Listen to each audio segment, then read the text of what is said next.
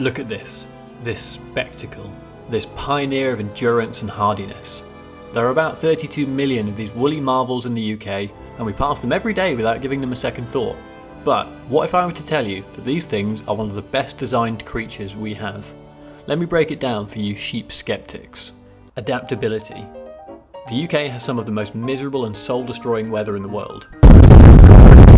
Oh, but I live in Canada and our winters are -20. Yeah, but it's a nice crisp cold, not damp, horrid, miserable cold. We have summers in the UK that are 30 degrees sometimes, with 90% humidity, which makes it feel like you're in a big permanent sauna of tears, and winters that consist of just rain, grey skies and dampness. Does the sheep care? He does not. He just gets on with his day. He stands in the mountains and continues to chomp on grass whilst the wind howls past and the sideways rain attempts to break his spirit. When summer rolls around and it's 30 degrees, he just dumps his winter coat and gets on with stuff.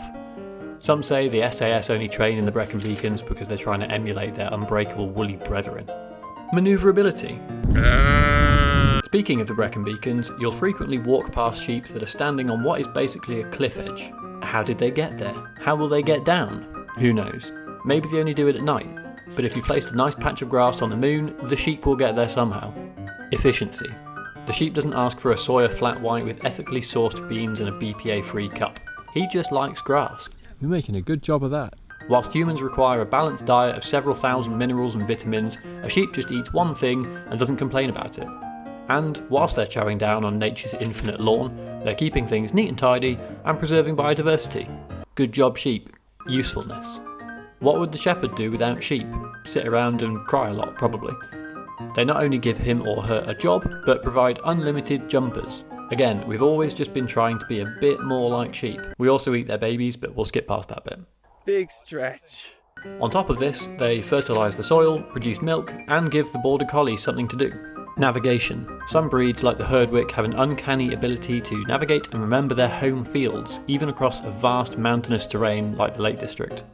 Farmers don't need to fence them in, they just make their way back in their own time like the good mountain puppers they are. There's only one thing that lets the sheep down. Its stupid brain. Although they can recognise over 50 faces and cross barren landscapes effortlessly with their inbuilt compass, they will still try their absolute best to murk themselves at every given opportunity.